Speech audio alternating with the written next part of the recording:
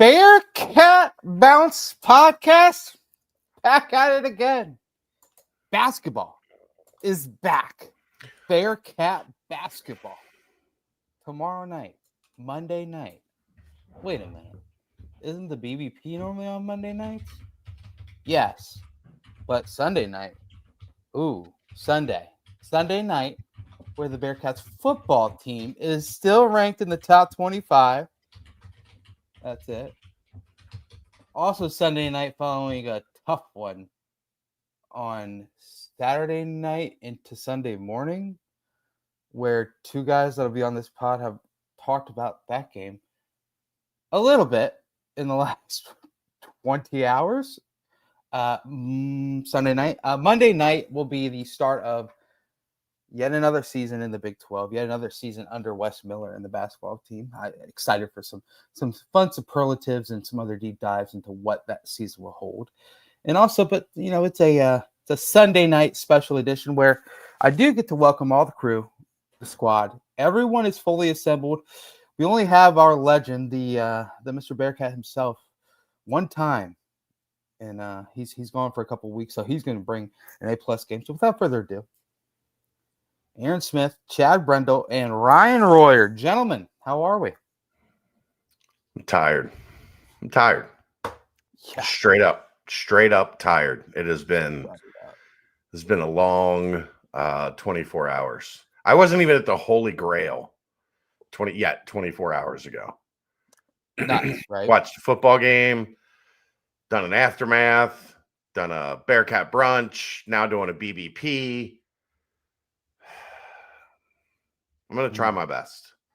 Sometimes you got to dig deep, right? Sometimes the effort's got to come from within. It's in here. I'm going to do my best. Intrinsic motivation. I've been debating with myself for like an hour. Like, am I going to need some Cincy Lights? I haven't drank during a podcast in a long time. Am I going to need some Cincy Lights to get the competitive juices flowing? I need you 5 deep by 9 p.m. I haven't done it yet, but I'm contemplating. We'll see how this first like half hour goes. I'm surprised you didn't pop one after that Colson Loveland 58-yard touchdown reception. I don't. The Bengals don't bother me at all. I have zero emotional investment in that. Talk about an insane finish to a football game. Golly. Look, that was the most predictable thing on the planet when they left 54 seconds or whatever it was. It was like, they're going to lose this game. They are absolutely, without question. Like the only thing that matters to me now is, can they somehow officially become the worst defense in the history of the NFL? That's all that I'm interested in. I don't see how that's not a possibility. It's definitely a possibility. Right. Definitely. I'm invested in that and that alone. Yeah, so I had the same sentiment leading into that final drive, and this will be talking Bengals on the Bearcat Bounce podcast real quick. But I had that same sentiment leading into that final drive for the Bears, and then they had to burn that timeout after that Caleb Williams scramble, and I was like, maybe they will stop them. And then the very next play, 58 yards down the pipe, numerous broken tackles, looking like the Bearcats. I was going to say. Yeah. Golly, what a weekend to be a Cincinnati sports fan. Am I right, boys? Am I right? Dang. But the saving grace is back. There's basketball tomorrow. College basketball and Bearcat basketball's back. I mean, there's no better time in the world. We're gonna get excited here. We gotta pump it up. Aaron, how are we? I echo Chad's sentiments. I'm tired and I can't wait for this to be over. I didn't say that. Hey, man, we all stayed up late and watched the damn game, all right? Nothing like the team that delivered the most disappointment. Royer's internet's on fire again. Gosh. Am I back now? You're gonna need to log off and log back on. Hotspot on this turn back thing. on. Flip on the Wi-Fi. Turn off the. Can you hear me? Well, we're gonna be all right. Yeah. Okay. Yeah, we can hear you. Yeah, go ahead. How are we? You're frozen. You're frozen, baby. And that's Frozen the like BBP. Elsa. We'll see everybody Wednesday night for the BCP Frozen like podcast. Elsa. There we go. Frozen like We're Elsa. good. Jesus Christ. We're good You're now. back. You're back. Yeah. Well, Aaron. I was gonna say, Brian, nothing like yeah. beating the. Oh man, this is a train wreck. All I've been trying to say is there's nothing like adding the most disappointing thing about Bearcat sports last year, the basketball, adding them into the mix to come off of a very big disappointing weekend of Bearcats and Bengals. So hopefully it's a new chapter, a March Madness chapter. Ooh, I'm liking that. I'm liking it. Yeah, let's just. I mean, the basketball team played an exhibition game against Michigan, and that's all they did leading into this season. So, a lot of excitement because that was an awesome exhibition game. And that's all we're going to talk about preseason basketball with the Bearcats. And I can't wait to dive into the full season preview later on in the pod. But gentlemen, you know what?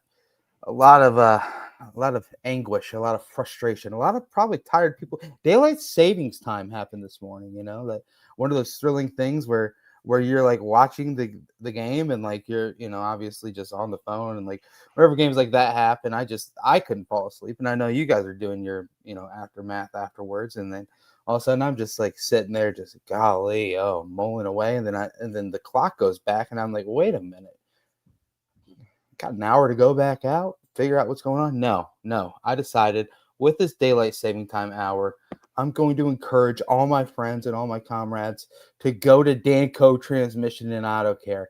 That's what I focused on for the whole non-existent hour that was added. All the thoughts of like, hey, Ryan Royer wanted me to tell you, hey, go to Danco Transmission and Auto Care. You get $10 off your next oil change. You get 10% off your next fixing if you mention Chad Brendel. And then you're going to get in there and you're going to be able to get it all worked up because Danco Joe over at Danco Transmission and Auto Care knows what to do. It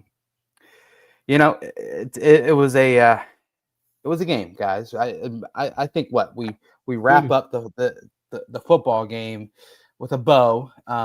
Chad and Aaron, you guys haven't talked about it at all yet, so I'm excited to hear your guys' thoughts on it here soon. But I'm out of thoughts. As I always do, I like to take a step back. Obviously, everyone knows the final score of 45-14, the third worst loss in the Scott Satterfield era. Those other two worst losses, point differential wise, came in year one. Boy, it was a one of those puzzling spreads coming into the game where you're like, wait a minute, 9.5? Whoa, it went up to 10. It's up to 10.5, 11.5 before kickoff. Are you kidding me? The whole, circa 2023, we're going to be rich before the Miami game. I kept on thinking about it. Boy, was Vegas right. Man, geez. A tough game overall. One where, Chad, I think you mentioned it in one of the 5 shows you've done over the last 20 hours, but at certain points, chances for the Bearcats to get back into the game. I keep thinking about that 24-14 Christian Harrison interception. You gotta at least get a drive going, get something going, get some points out of that. But nope, 3 and out, give it back to Utah, and it's just all downhill after that. But Ryan, obviously, it's not even been 24 hours since the game happened. But as you've collected your thoughts and your feelings, what are some glaring takeaways overall that you get after the frustrating loss?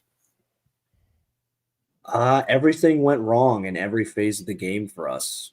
On the biggest stage, on college game day, it's you win this, you can feel pretty comfortable about winning or getting to the Big 12 championship game. Now there's all right, so that was the best team collectively we've played all year. Maybe Nebraska, you could between Utah and Nebraska, and it's Utah. Utah would beat the brakes off Nebraska. Yeah, I agree. And that was our biggest test. And you're kind of wondering all right, how good are we really then? Because, we got exposed by, our Heisman quarterback candidate didn't show up.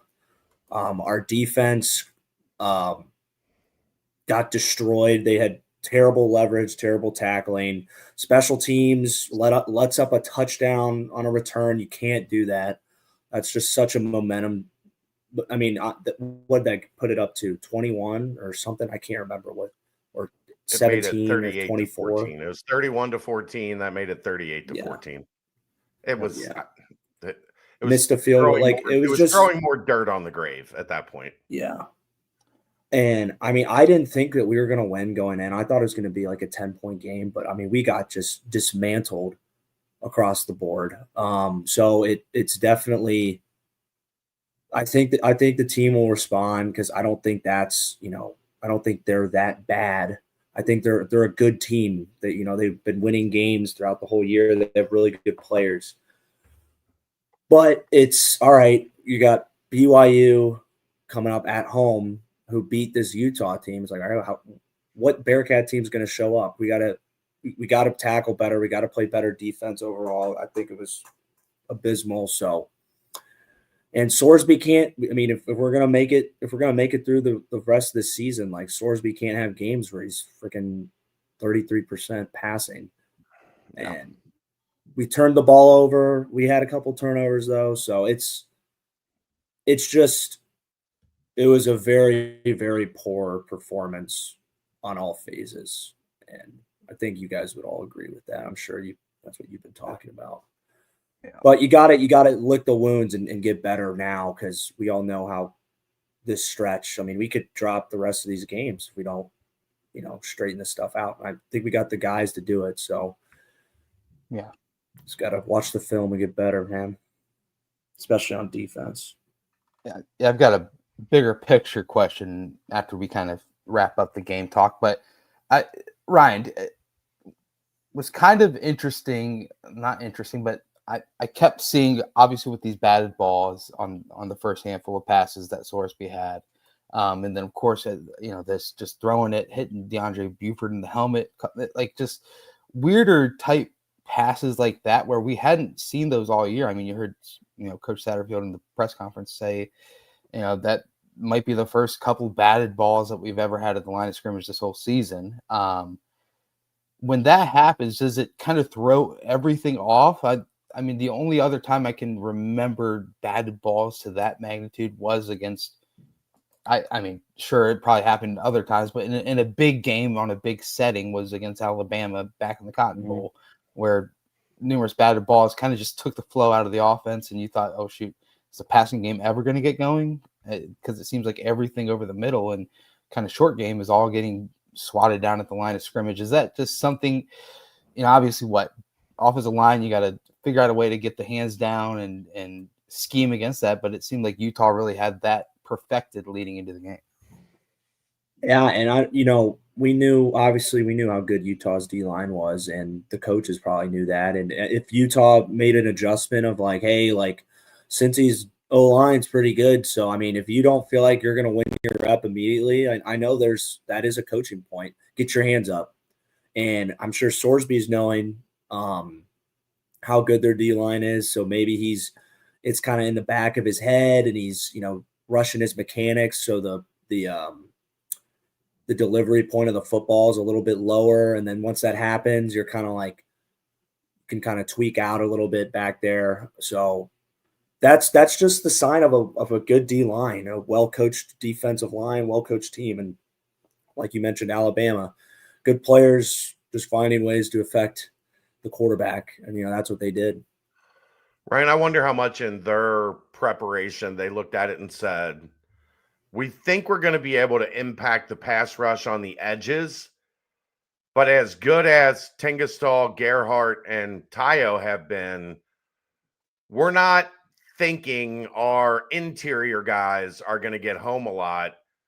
Yeah. They're probably going to try to go quick because we're going to blitz the hell out of them. Let's have those two defensive tackles or those two inside guys just kind of monitor and try to get their hands, because they looked ready for it. Yeah, and I also think, tell me what you think on this, Ryan. I hear all the time, like today, after watching last night, teams are just going to play press man against Cincinnati. Well, no, they're not. If they're a press man team, they're going to play press man. But if they're not a press man team, they're not going to change who you are. I think Cincinnati maybe tried a little bit too much to change what they were offensively to prepare for Utah's defense, instead of it just going out there and being what you are and doing the things that got you there. Because we haven't seen a lot of that quick game from them. We have not seen a lot of Sorsby take the snap, 1-2 step, get it off. Right? Like, part of the reason this offense has been good is it's been rhythm, it's been timing. And you're asking them to do something that they have, like, that, you know, that's not who they are.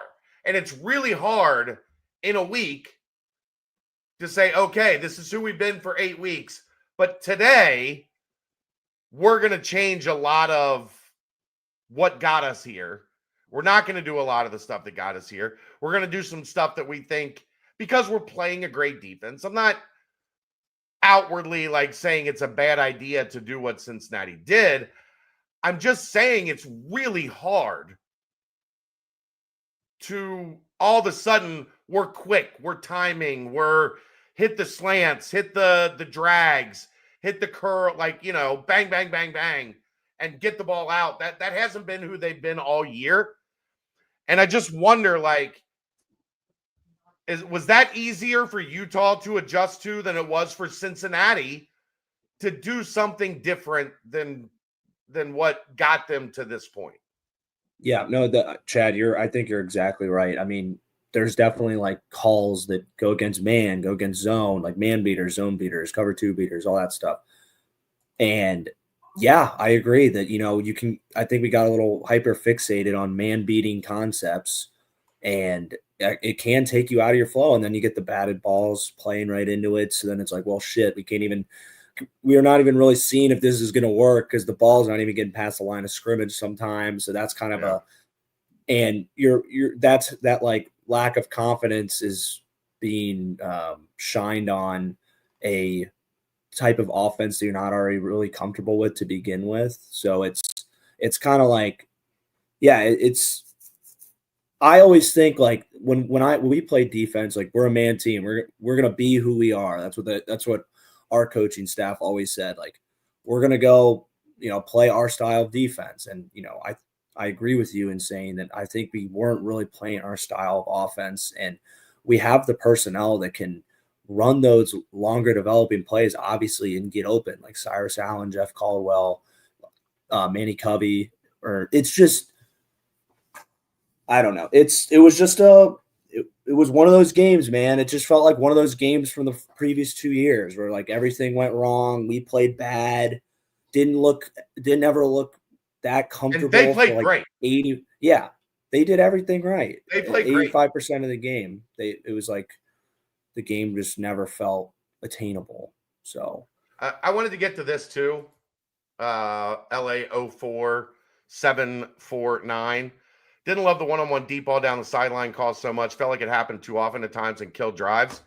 I think it happened so often because Utah did a great job covering the planned quick game. Like, they were sticky. Cincinnati did not have a lot of guys just on those slants and that quick stuff coming open. When they tried it, it either got batted down at the line of scrimmage or there was a defender right there. Yeah. And I think that forces some of that, where I'm just going to throw it up there. It's going to be right on the sideline. That drove me nuts. I talked about it last night. Drove me nuts about the play-by-play guy. Yeah, the ball was 1 yard, 2 yards out of bounds because Sorsby was making sure it wasn't in a position that the safety could make an interception, make a play. One of the things that Cincinnati's been so good at this year is not putting the ball in danger. That's part of it. But I think some of those were just one route not open, 2 route not open, coverage is there. I'm going to throw it down the sideline, see if we can get a PI, see if we can make a play, see if I can make something happen. But Utah defended the hell out of Cincinnati's offense for a large part of the night last night, especially the passing offense. They did a great job taking away the things that Cincinnati wanted to do regularly. That's why I don't love you changed it up. And yeah, like they've been a great zone team, and that stuff, finding the empty spots in the zone, that stuff's not going to work against a man team. But what they didn't work, and a lot of it was because Utah just beat them. Utah said, you're trying, okay, you want to play man stuff? We play man. We're going to beat your man stuff because we're really good. So you know what it is. Playing man defense, pressuring people, sending 6, sending 7. Utah's defense just essentially kicked the offense's ass for the most part. Yep. Yeah, Chad, I agree with you on the sideline balls. I think there was maybe just one where I thought like Caldwell had a couple steps on the guy. I think it was at the end of the first half. It was a bad throw. That was a bad throw. That one was where like Caldwell got into kicking. That was probably a touchdown. Yeah. So, but yeah, I mean the other ones, obviously we saw what happened against. It wasn't directly on the sideline, but we saw what happened against Nebraska when you didn't kind of put it in a spot where only your receiver can get it, quote unquote. So, yeah, I'm going to throw something out there. What do you guys think is the most glaring kind of stat number out of these that I'm going to list real fast for you? First one is going to be 427 total yards of offense and only 14 points. Second one is going to be 7 total carries for Tawi Walker. And then the last one, we've already kind of mentioned it, but 33% completion for Brendan Sorsby. Which one is most alarming, kind of puzzling, kind of let's make sure that doesn't happen again? Probably the Tawi Walker 7 carries up, but I'll raise you a fourth one and 0 red zone opportunities, Brent. Yeah. There weren't many long sustained drives for the offense this past Saturday. I'll tell you that much. Or past Saturday, freaking 20 hours ago. Yeah. Yeah. Time possession. Thank you, J-Dubs 40. I'll do that one as well. But we're kind of used to that at this point. But I'll throw it out there. Time of possession, 40 for them, 1958 for us. 40:02 for them. 19. Average time of possession 125. Jesus, that's nuts. Royer, which of those that I threw out there is kind of the most glaring? I mean the Tawi Walker thing is nuts. Like it's not after it kind of is. Especially without Evan Pryor. Like 9.6, 9.4, 7, right, 6.5. No, and the game was out of reach, so we're probably not going to run them as much. We're playing from behind, and we're trying to score. Yeah. So I mean, maybe they were thinking like, we got to throw the ball. We can't chew clock. We got to score 3 times and not let them score once. So right. Yeah. Maybe that's. I don't know if he was banged up from games previous, but or whatnot. But yeah, I see what you're saying, Chad. Like, yeah, I thought Manny Covey was great when he had the couple of option plays that he ran with Sorsby, and I was upset about it. That one for me, it was more the snap counts. I think he only took 27 snaps. Mm-hmm. Tawi, I was more upset about that. Yeah. I'm not going to get upset about the other guys having the ball when they produced. Right. If it was Tawi had 9 yards of carry, and then everybody else was 5 and below, I'd blow a fucking gasket over the usage, right? Yeah. I don't like Tawi getting 7 touches. I think it should have been 15, 20 touches. But you got behind early.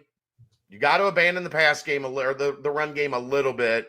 And the other guys were like, you were using speed because you were trying to get those outside plays to penalize essentially Utah for coming upfield. You're running the option. I don't think you're running the sprint option, the speed option with Tawi. Yeah. I just, so I don't love it. I wanted the ball in Tawi's hands more, but I think that's unfairly selling the other guys short, who also did a good job when they were asked to carry the ball. I guess I don't know the whole. Well, I'm mad about it, but I don't think it's the worst It wasn't the worst thing that happened yesterday. There's a lot more things worse than the running attack. Yeah, I guess that's all. And I know it's all scripted, but Cyrus Allen gets that 6-yard, the rush around the right, gain of 6 on the very first offensive play of the game. And on 2nd 4 and then 3rd and 4 were both, broken up, knocked down at the line of scrimmage by that Aliki Vamahi of Utah, who is actually huge. I mean, both of those defensive tackles are tall and long. So, yeah, I don't know. I maybe handed off the Tawi on the 2nd and 4, but yeah, it's all scripted and obviously, whatnot from there. They thought they were going to catch Utah off guard with the quick game. They did not. No, they did not. Utah was ready. Very, very ready for it. Yeah. I mean, offensively, it is crazy seeing those statistics, like the amount of yards put up and only 14 touchdowns. 14 points, 14 touchdowns would have been awesome. That would have been a big Bearcat win if it was 14 touchdowns. But no, it did not end up that way. I mean, a couple of other, obviously, you look at the fumble, the missed field goal, a couple of the drives where they actually were able to get some sort of momentum going. Those are just momentum complete killers. Let's be honest, Brett. Yeah. The missed field goal, you get a stop, then the fumble. That was the ball game. That was it. Yeah. Yep. That was your chance to put, 17, 21 points on the board, worst case 13 points on the board, and you put up 7. And when you put up 7 after the first 4 drives, 3 and out, touchdown, inside the 25, miss a field goal, inside the 25, fumble, they're up 17-7 at that point, you're toast. Utah is not letting you off the mat. They're just not. Agreed. Yeah, and that's why in the second half, in that 3rd quarter where you hit that long 88-yard pass and all of a sudden you're like, oh, maybe they found something. But no, it's probably just one good play they had, and then then you get the interception and do nothing with it. Right, exactly. Yeah, that 24-14, man. Whew. I woke up and that was my first thought. This morning first thought was actually, how cool is it? It's 9 o'clock, but it really is 10 o'clock, but it's really 9 o'clock. Like, I always think that on daylight savings day, but my second analysis. Right. Isn't that nuts, dude? like 1 hour, like nothingness. It's just like, this podcast is free, folks. That analysis is not deserved to be like that hour, like it exists, but like it truly isn't. It's not something. He's still going. I mean, I've thought about Patreon and like having people pay to watch these shows. And then I was like, Brent gives analysis like that, and it should be free. I mean, we can do a Tarps Off episode on Patreon. I'm we got to do like the extra 30 minutes inside scoop / explicit show. And that's like when we all like drink Castallo or drink Cincy Lights like heavily, and then we're like, all right, hop on over to Patreon for the final 30 minutes of the PPP. Where we literally riff with Royer. But anyway, so that 24-14 was just detrimental offensively. And I mean, we can continue just beating this drum, but every single statistic leading in that we were all, beating the drum about offensively was, it all got thrown away except for the 0 sacks. Yet again, another week where the sack number did not add on more, but the whole 2 touchdowns with 0, INTs, that one's gone. A lot of things came to a halt in this one, but I want to ask Royer a quick question about the defense. Utah runs a pretty wild offense. Looking back at that game where they're kind of just all over the place, and I tell you what, Dan Pierre is one of those players where I'm sure Utah fans are pumped to have him as your quarterback. But when you're watching him, you're like, gosh, this guy, it just frustrates you. But I mean, he went out there and he balled out, laid the wood on some hard 4th and 7, a 3rd and 10, like just numerous times where you think, okay, maybe the defense is going to get off the field early in the game, and no, he was able to extend drives and ended up with a pretty good doggone day himself. what was it that you were seeing that kind of defensively that was just, man, was it just Utah simply explosive plays by bad leverage and bad tackling?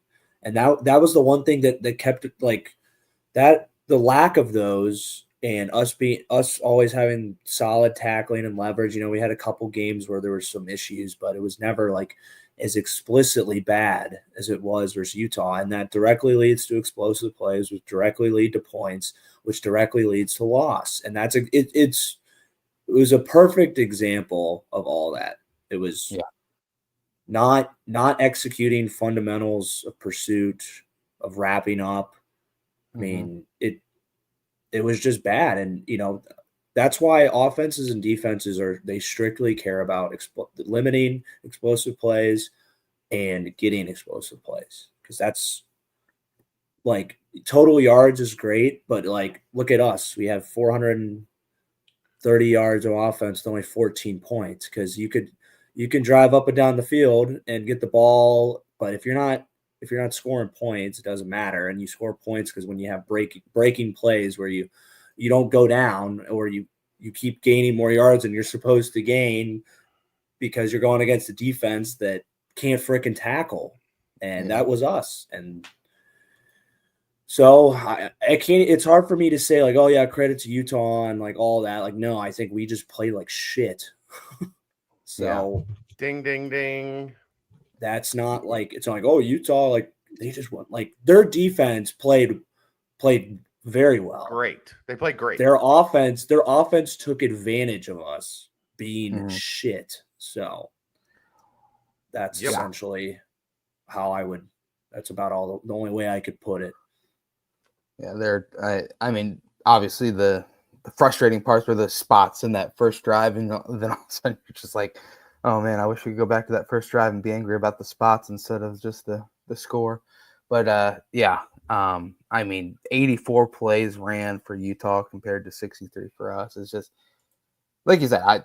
At some point you just got to be like, you know what, Utah went out there and they just dominated. I mean, it happened. Cincinnati got their ass kicked. Like, it's okay to say it. They got their ass kicked. Yeah. So, and it just sucks. You know what? It sucks that it was kind of on a national spotlight, College Game Day, this, that, and the other. But I wasn't getting a lot of. Yeah, I know. I wasn't getting a lot of texts from my friends until this morning when they were like, "Whoa, Cincy, what the hell?" Because everyone went to bed because it was so. Everybody was watching the World Series. If you were up watching sports, you were watching Game 7 of the World Series. Yeah. In an electric game. That was awesome. Yeah. Perfect. It was so perfect time to have a 2 TV setup or be at the bars was last night. That's for the funny thing is we were at the Grail. It was all UC fans, and the World Series was getting much, much more of a reaction than those home runs were unbelievable. Oh, we're gonna talk World Series on the BVP real fast.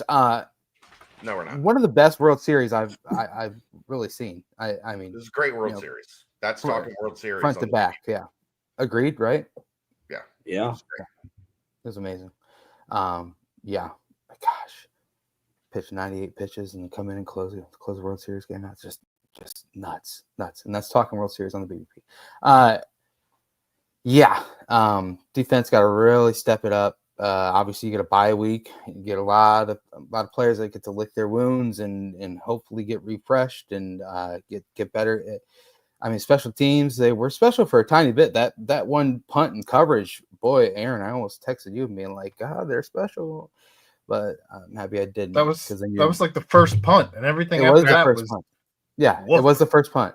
So if I would have texted yards in 16 plays and erased that great punt. Yeah. So, but if I would have texted in, it would have been like, "Oh, you jinxed our special teams." Yeah. You mean like the announcers did when our special teams went out there for a field goal? Yeah, man. I just was very frustrated about that. Have you guys seen the movie Weapons? It's a really good movie. It's kind of scary. It's really weird. Wanting to watch it. I was just like, golly, I can no longer say that. I was gonna just make something about Rusnick, how I thought he was the ultimate weapon for the special teams, and then, gosh, it really fell down flat after the missed field goal. Anyway, that was tough, and then you get the punt return for a touchdown. Just like you hate to see that because the other team and the fans get so excited, and you're like, golly, I miss that feeling. And I mean, Roy, you were a special teams guy. That just looked like a great blocked bad. Yeah, the net was what you call it. It was way too wide. Guys were way too spread apart. You're supposed to create like imagine like a triangle at the returner so that you have guys able to, cut it off and then bring it back into the middle and converge on them. Yeah. Guys were just out of position, not good spacing. And yeah, he made a great play. I mean, Fletcher didn't do a great job on that tackle attempt, but you can't be too mad at the punter because he's not supposed to be in that position. But that wasn't a great tackle. You wouldn't put that on a teach tape, so to say. But it's all right, Fletch. You shouldn't be in that position. But yeah, it was. And then, of course, the guy just, somehow finds a way to get in, like, as he's getting tackled at the 3 still. Yep. It's like, you never know. You could hold him out and then, take 4 points off the board, or you get a turnover like Kansas, and that could be a momentum. But it's just like anything tackling was going the complete wrong direction for us. It was also 31-14 at that point. They were not coming back. You never know, Chad. Did you think we were going to win that Kansas game? I did not. Yeah, I did. Wow. Yeah. And there was more of a chance to win the Kansas game than coming back 34-14 on a top 10 defense in the country. Look at the Bengals. Look what happened with the Bengals. They still lost. I know, but it's crazy. They still lost. Crazy shit. Yeah, but the only difference would be that I don't think Dan Pierre would have been able to complete that pass as far as Caleb Williams threw it. Because I mean, Dan Pierre can't. He had to jump to throw the ball like 30 yards. It's just nuts. But and then one last thing about special teams, Aaron, I'm on your side when it comes to. I did not like the punt with 11 minutes left in the game. You're down multiple scores, and that was those punts. The one punt that's really gonna just. You're losing 38-14. What is that one was still 31-14. You said that was in the fourth quarter, you said. Fourth quarter, they were down 38-14. Yes, okay, yeah, 38-14. I don't care. Yeah, 38-14. Go for it. What's the difference? We punted it 25 yards. So yeah. I just was frustrating, but I was already frustrated at that point on my fifth Red Bull vodka, so it was a lot of emotions flowing through the veins at that point. Yeah. Come on, baby. That is gotta keep things That's a lot of Red Bull. That is insane. 2,000 milligrams of caffeine coursing through. I go sugar free. You got to hit the downer with the upper and just really get things firing. So one last thing on football, and then we'll roll over. Let's get this over with. Quick. Yeah, grand view heading into the bye week. You look back and you say, okay, all the teams that we've beaten so far this year kind of aren't really having good seasons. Argue that? Okay, then you don't have to answer. Do you think it's an overglaring? You have to beat the teams in front of you. That's all you can do. You got to beat the teams in front of you. You play 3 games coming up, and arguably those 3 teams. I could have looked at Utah's schedule ahead of that game yesterday and very much made an argument. They've beaten the piss out of a bunch of terrible teams. They played 2 teams with the pulse, and they've got 2 losses. So what do we know about Utah? We know they're better than bad teams, and we know they can't beat good teams. Okay. All right. Thank you. Right? Like I don't know. You were aggressive at it, but you answered the question. Thank you. But you came with a 10. I was expecting like a 2, but you came with a 10. I'm trying I'm trying to stay awake here. Yeah, I hear you, man. I hear you. Yeah, I agree. Because I went back and looked, and it's like the differential is just kind of crazy with the teams we've beaten. But I don't think it's something like that either, Chad. So I agree with you. I'm glad we agree. But a little bit more in a happy, fun podcast way. Right. So, just win the games in front of you, and you're heading to Arlington, Texas, and that's all that matters. So, bye week, then Arizona afterwards. So let's heal up and get things rolling. But let's go ahead and we're going to find out a lot about this team in 13 days. Yes, because Arizona's not bad. I mean, they aren't They're great. They're not good, but they can beat you. Like if you don't play well, they've got a good pass defense. Guess what? Play a lot of man in their pass defense. So Cincinnati Sorsby's going to have to. They don't apply the type of pressure that Utah did, but they've got good secondary. They play a lot of man. They make it difficult for you to throw the ball through the air. They're a competent passing offense. So we're going to find out a shit ton about this team come next Saturday, or 13 days from now. 13 days from now. Yeah, and I mean, on top of it, you throw out the fact that then after that, obviously win the games in front of you, but shouts to Stanford Steve and Kirk Herbstreit. They had a little love, but boy, Nick Saban is very adamant that the Cincinnati team has no chance against BYU at home. So yet another one. Circle the wagons, keep winning, just one game at a time. So let's go ahead and timestamp, and we'll roll into a little basketball.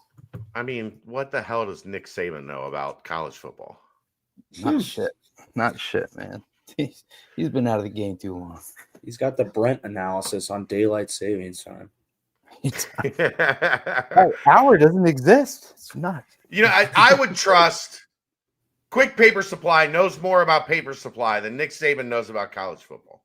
Amen. Quick Paper Supply, your local and family-owned restaurant supply company for all your non-food products. They service over 150 restaurants with weekly, low minimum, next-day deliveries. They provide a wide range of food service products from to-go containers, cups, custom printed products, eco-friendly, and much more. They also have cleaning and restroom supplies for all your janitorial needs. Call Nick 513-470-2029 and reference Bearcats for 20% off your first month of purchases.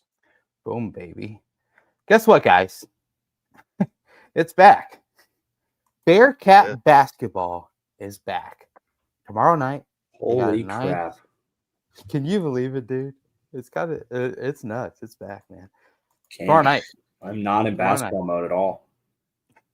It did kind of sneak out this year. I think obviously football's good.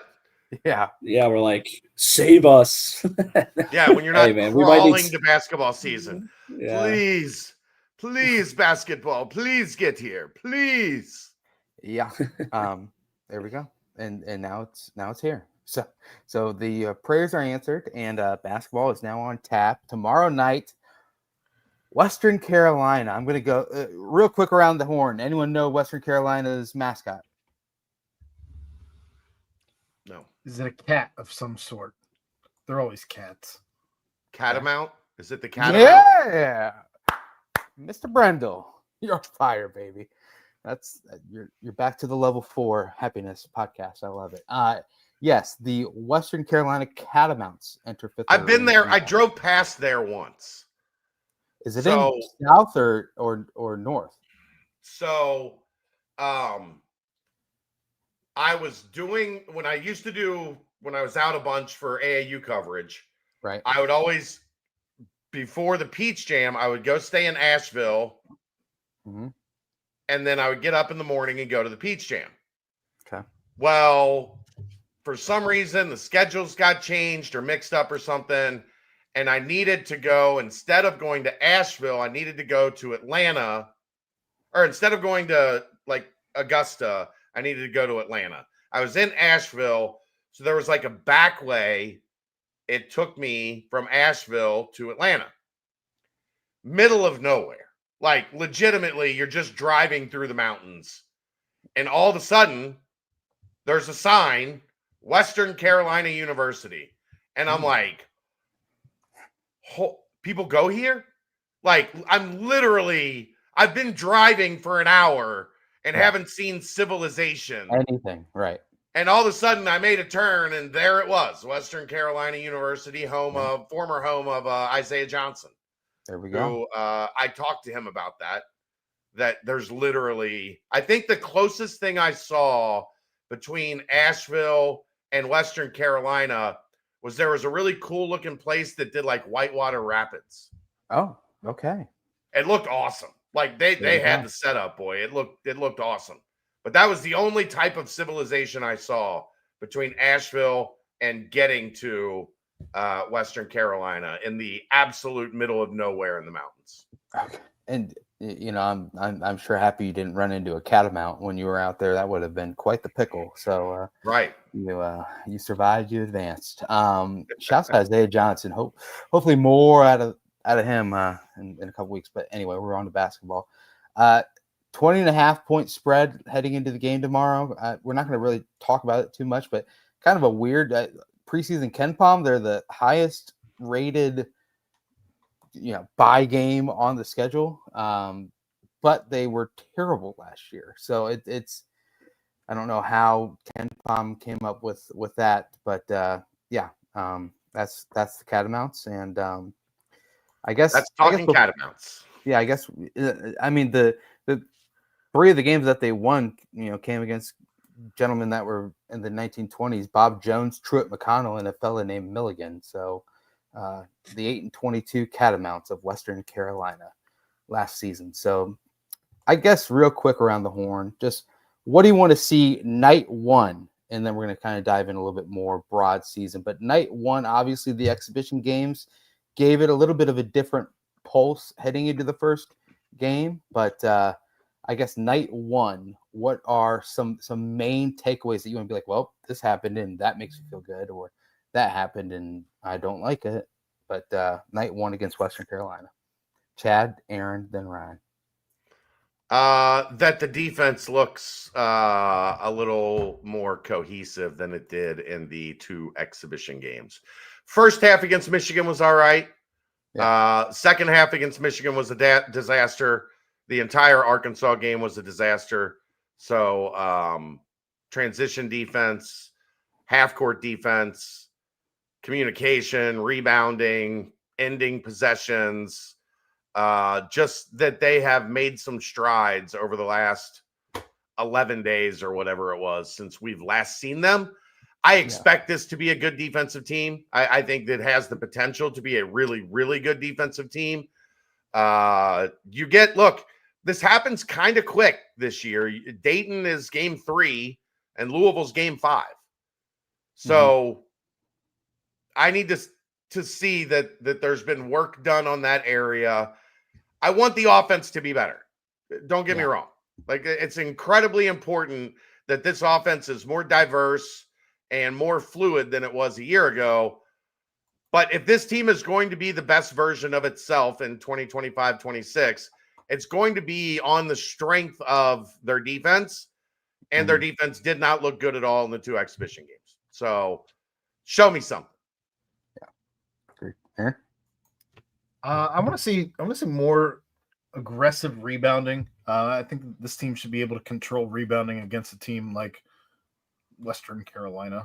There's really no reason not to be dominating in that regard.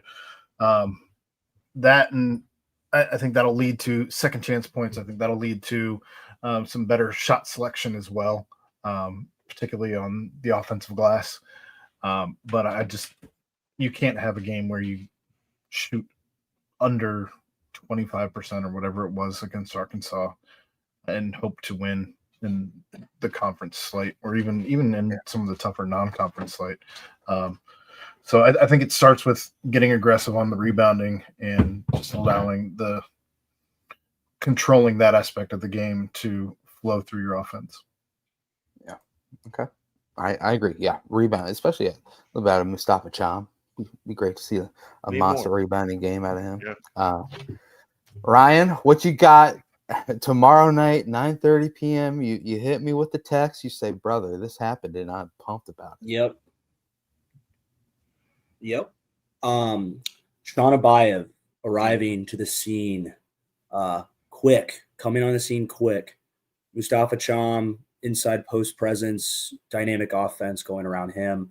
Also him on the glass. I also agreeing with you, Aaron, on the rebounding. But just the overall, I think rebounding, defense, effort, toughness, those all kind of are synonymous. So just kind of seeing that, we heard like in the offseason, they're making a big effort to get back to like truly Bearcat basketball. And, attacking the other team with effort and intensity, and just seeing that against obviously a lesser quality opponent and just going in and dominating from the jump.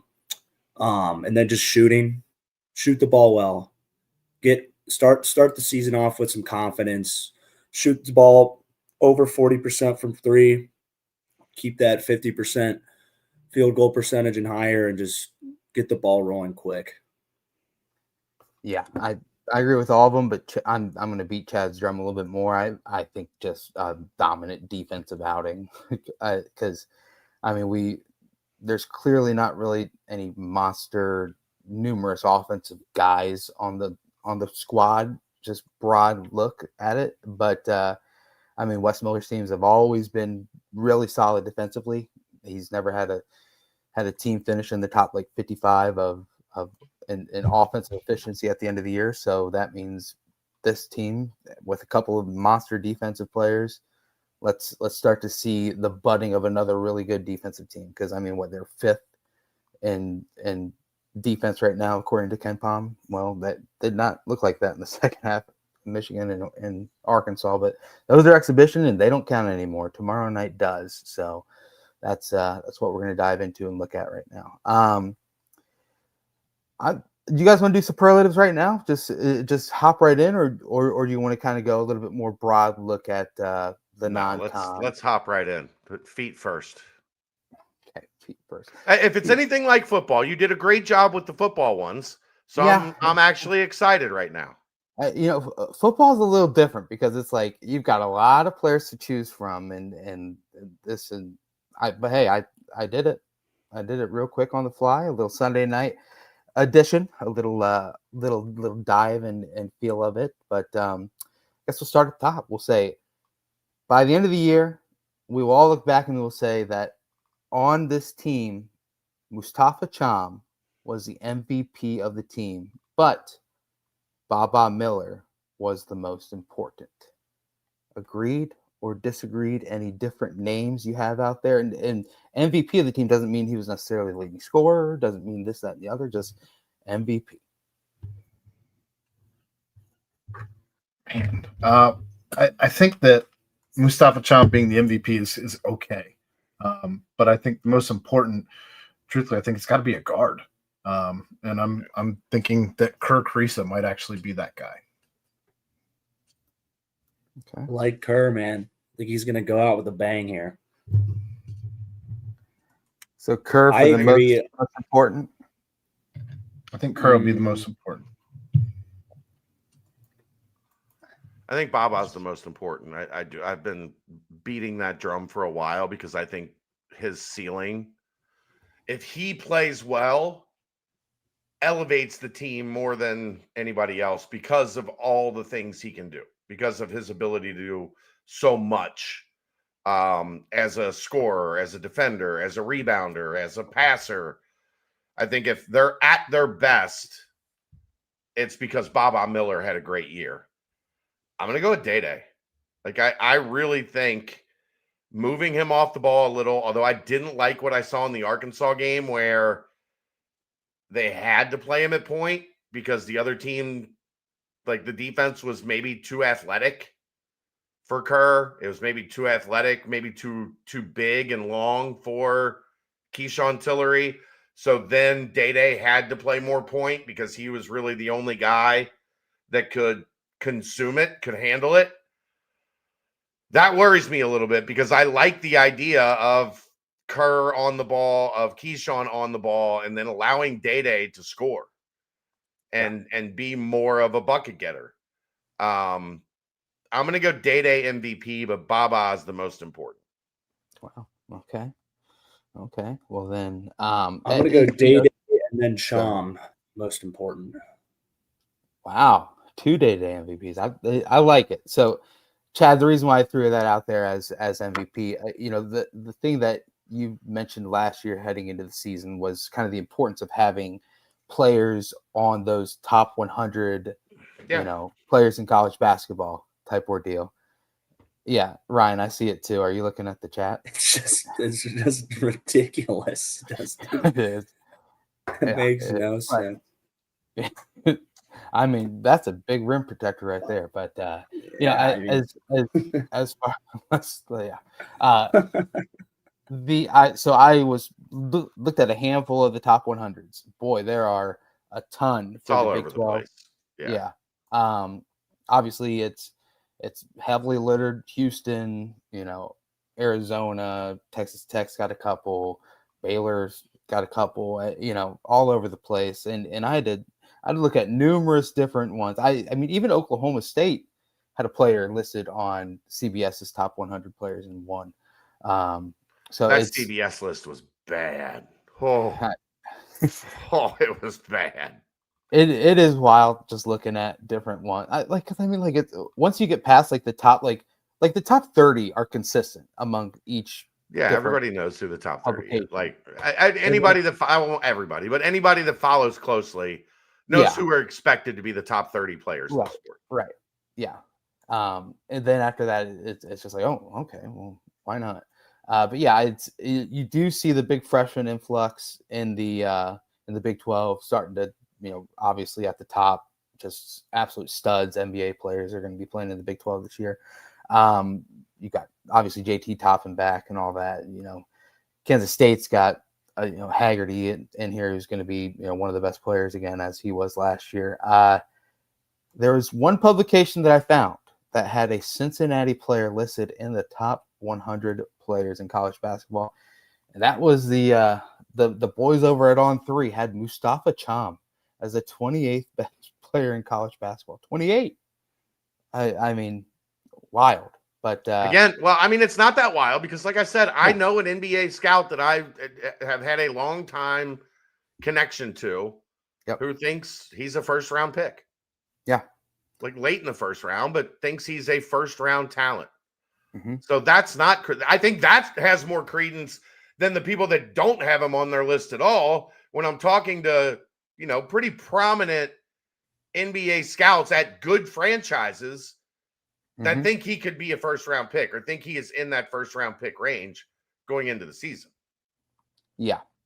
Oh, I'm going to throw this out there as well, because obviously Mustafa Cham, we talk about how young he is, and how obviously he reclassified last year, so he would have been a senior in high school last season. So I mean, age wise, he's pretty young out there still. But in the games from the start of Big 12 play all the way through, UCF played in the Crown with the Bearcats last year as well. But in those games, there were 24 games that they had in conference play, conference tournament, and then in the Crown.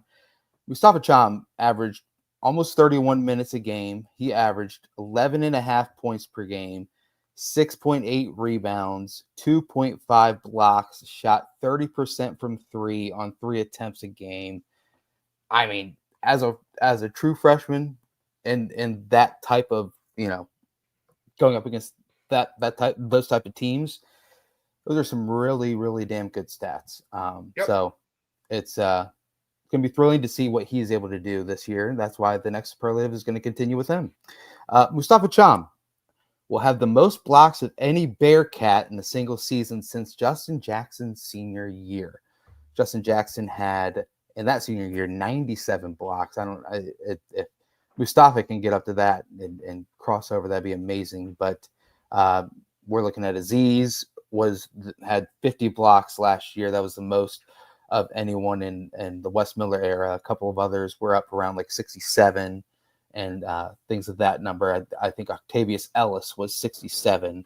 That was the highest since the Justin Jackson senior year.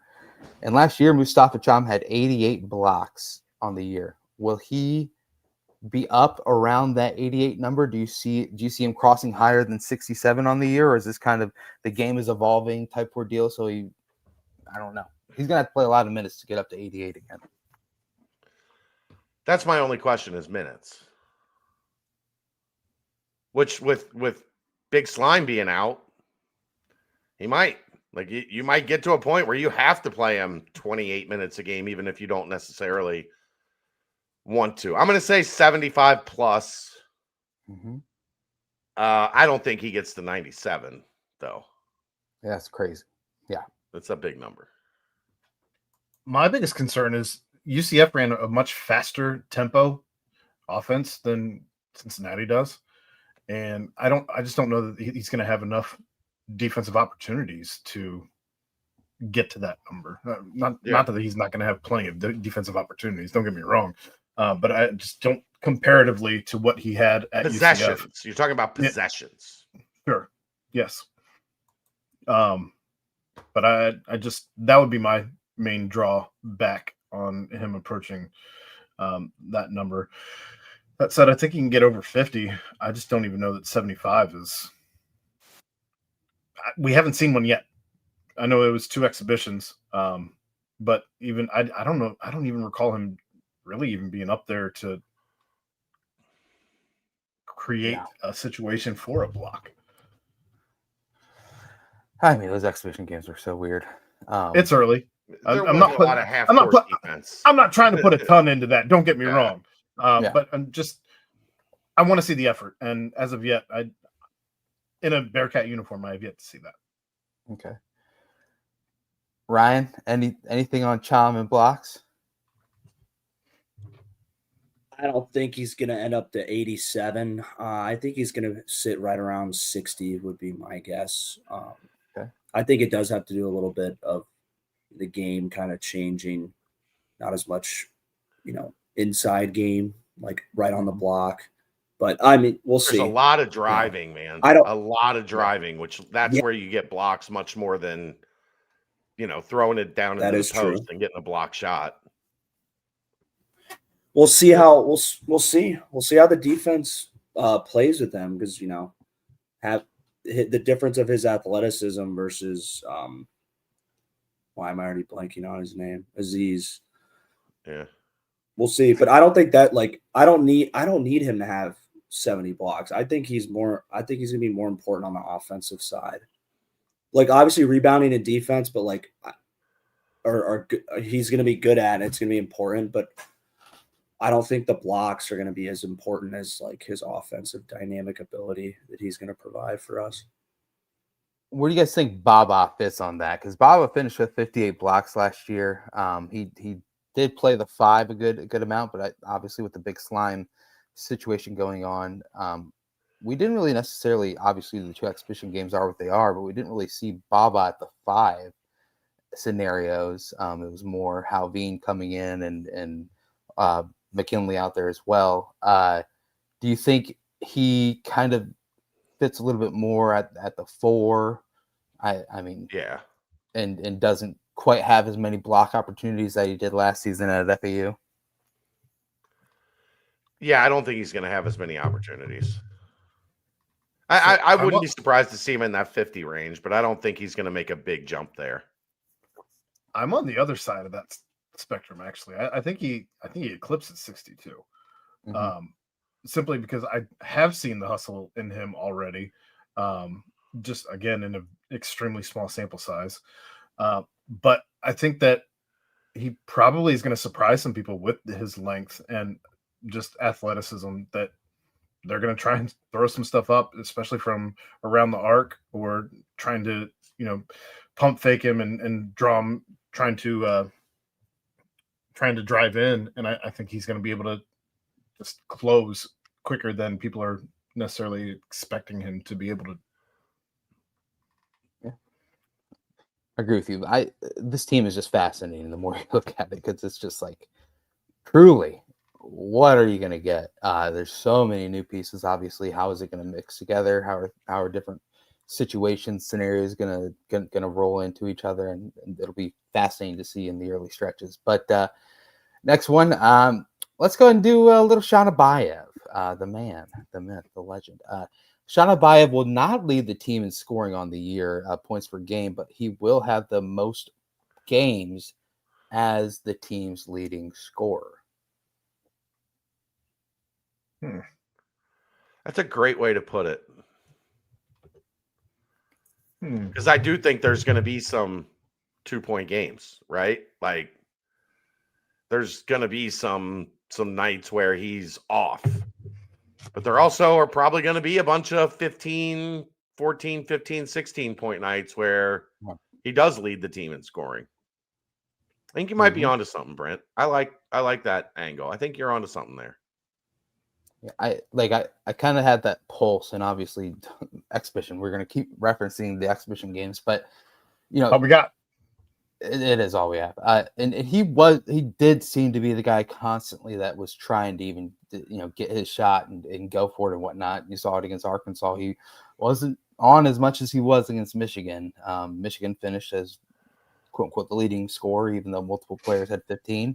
And then obviously he was not the leading scorer against Arkansas. And a couple were higher than him. So yeah, I just see him as obviously the main, like, here's the ball, go get a bucket type guy that the Bearcats have this year. And I think that'll lead to some very high volume, high scoring nights. And then some nights where you mentioned Chad, it's just shots aren't falling and it's going to crater his average a little bit, but I think he might finish as like the second or third leading scorer on the team either way.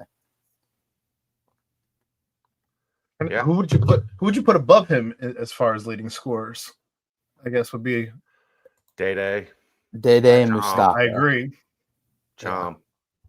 Yeah, I'd say Day and Mustafa, but like it would just be that like steady, that's the thing about Kerr. I don't know what to think about Kerr Kriisa in that regard. That's what. Yeah, he's a question mark for me.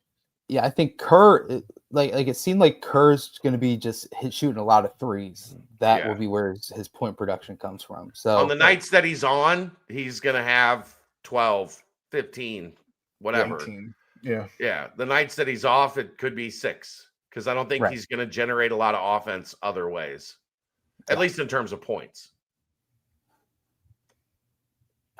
And then I mean Baba is the other like question mark. It's like I mean obviously against I'd have Baba at like 11, 12 points a game. That's where I think Baba is going to settle in. Right. Yeah, because I mean he averaged 11 last year at Florida Atlantic, and I mean he had some games where he obviously was. It's like what you said, Chad. What the NBA scout told you. One half is going to be like, whoa, this is amazing. We've got a stud in Baba Miller, and then second half, you'll be like, where has Baba been this whole half? For those that missed that episode, I said one of the NBA scouts I'm friends with said, Baba is the ultimate, like, at halftime you look and he's got 13 and 5, and you're like, damn, like he is dominating this game. And then he finishes with 15 and 7.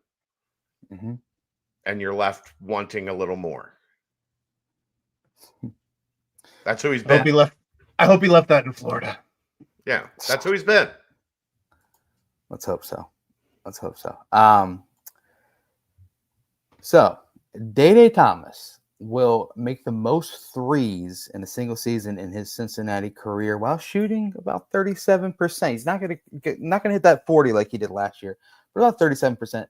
But Jalen Celestine will finish with the most 3-pointers made on the team. I think it'll be Kerr just because I think he's going to play more minutes. But I think it'll be those two, 1 and 2. Kerr and Day.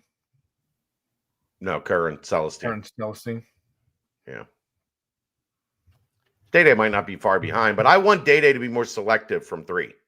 Like, I want him to be the guy he was last year where he shot 40% because he was taking smart catch and shoot, open looks, wasn't like being left with a hand grenade and having to chuck it at the rim with 2 seconds left on the shot clock. Right.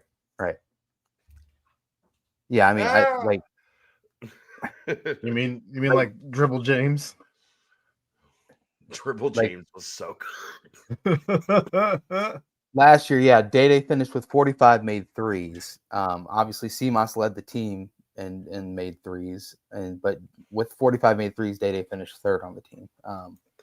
But he shot the highest percentage. He was the most reliable 3-point shooter. I want him to stay in that headspace as much as possible. That's right. Yeah, it'll be interesting because gosh, they shot so many threes in that game against Arkansas, the exhibition game. But it is fascinating to see at certain points every single player on the court can shoot the 3. Especially when you have that starting 5 that they had, with Kerr and Day and Abayev and then Baba and Chom. Speaking of real fast, you think that's the starting 5 tomorrow night? If you had to put a guess on it, Kerr, Dede, Abaya, Baba, Cham, yeah. I don't think any much difference in that. I don't know They why used it both exhibition games, right? Like that was their starting lineup in both exhibition games. I don't know why you would change that after rolling that in both your exhibitions. Yeah, agreed. Maybe it's not the best starting lineup going forward, but I don't think we know that to know, okay, adjustments need to be made quite yet. I do like having a Bayev out there in the beginning, though, because it's like with an offensive player, it's like find out if he's hot early, and if it is, then there you go. Let's ride it to a higher scoring game. Then if not, bring in Buck and let's go ahead and strap in defensively. Knock if you buck. Next up, speaking of Buck, although Buck Harris is getting the notoriety heading into the season defensively, Dede Thomas will be the one who finishes with the most steals on the team, but Buck Harris will be first team All Big 12 defense. No. Buck will have the most steals. Like almost guaranteed. His ability to take the ball from people out top is incredible. Okay. But Buck will also have the most fouls.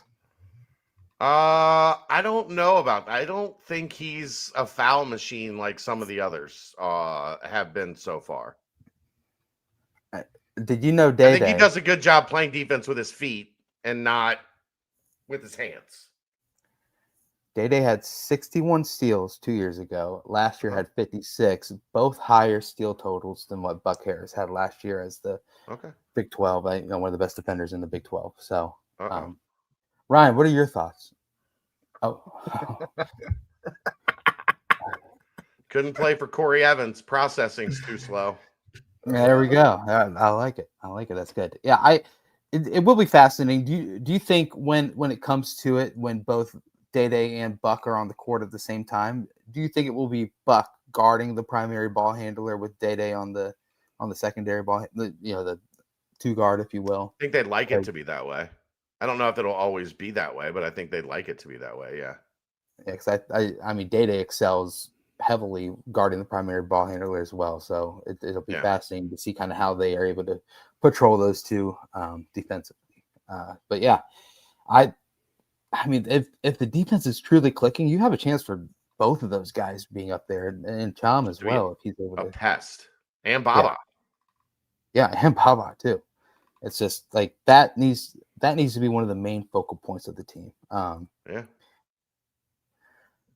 I think Kirk Reese is going to lead the team in assists. I didn't want to come up with a flashy ordeal with that, but obviously Kerr led the Pac-12 in assists when he was at Arizona his last year there. I think he's a fantastic facilitator.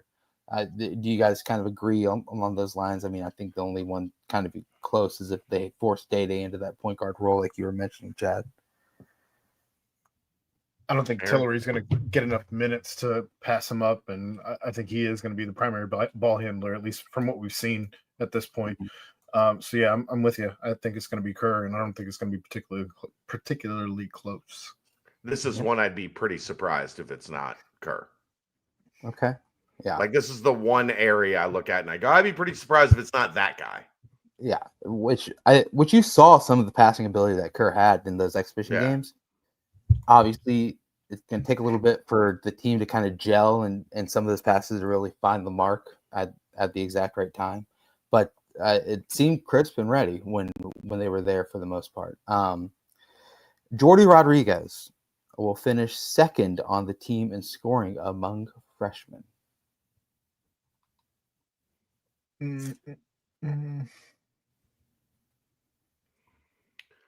No. Are we considering Tyler McKinley a freshman?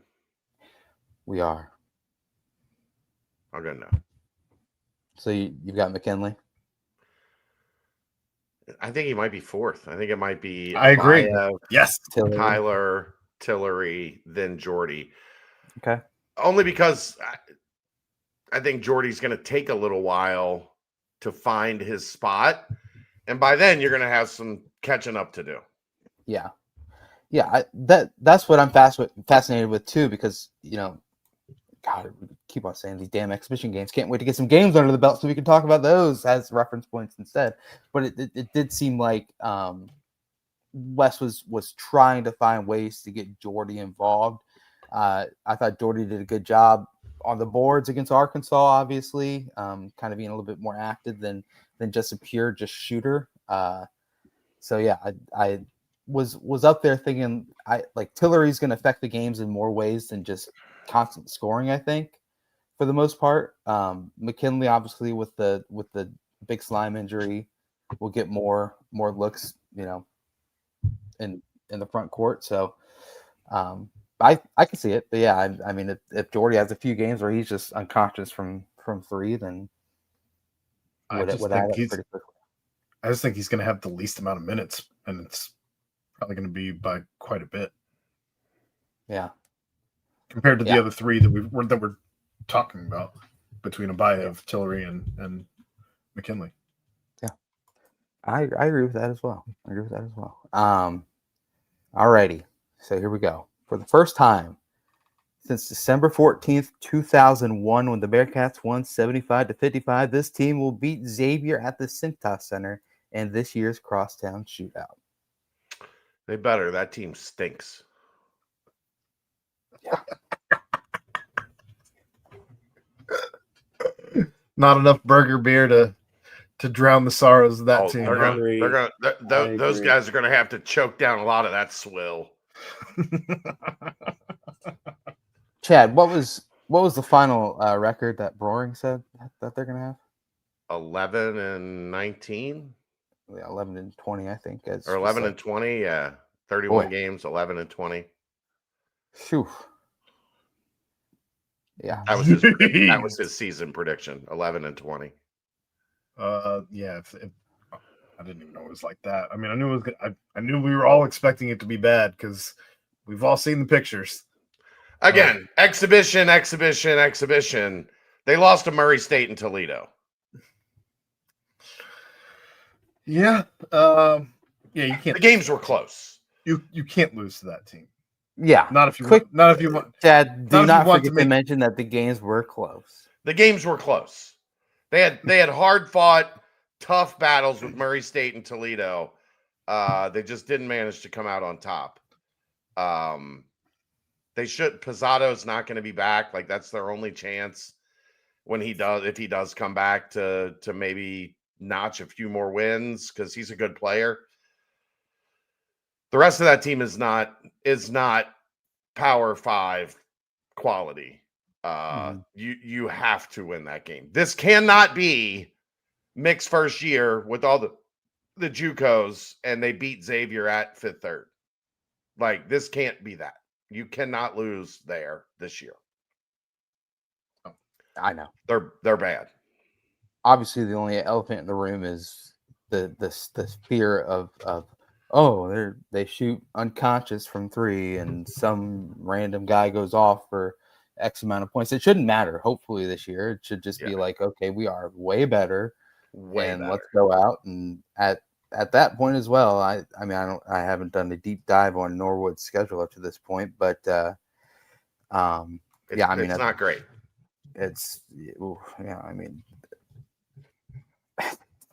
Yeah, they got a lot of bye games heading into that one as well, and then Iowa and Georgia. So they could be having a kind of a little crooked record up, when they play Cincinnati. But either way, they better win that one, because if they don't, then it's like, will they ever do it in the rest of my life? Like ever? Probably not. No. If they don't do it this year, it's probably just never good. Like until that place closes, Cincinnati's going to lose there every year. Yeah, just pencil it in, which is why I'm going to. The lid came off because of the TBT. We already know that the TBT, they got the lid off. We're good. Yes. Thank you, Jacob Evans. Shouts to the Nasty Natty. All right. Then, leading on to this one, Wes Miller will secure a massive non-conference win when Louisville comes to Cincinnati downtown on the Banks, and Cincinnati will lose their first game of the year after the Crosstown Shootout. I mean, Louisville's got better players. They do. So I would say Louisville's going to win that game, but it's early enough, and Louisville's still a new enough team that there's a lot of variables. Like, I don't think Louisville's going to be playing their best basketball at that point. That was my approach, yeah. So maybe, but like if I'm putting any amount of your money on the game, I'm putting it on Louisville to win. Yeah. I mean, Ken Palm's got it as a 4-point right now, and obviously with all the different roster turnovers, it's like, okay, what does that even mean? But it's just early in the year. It's got the vibes of being able to kind of come up and kind of be a straight up game. I mean, they've got a lot of new players. Oh, wow. What?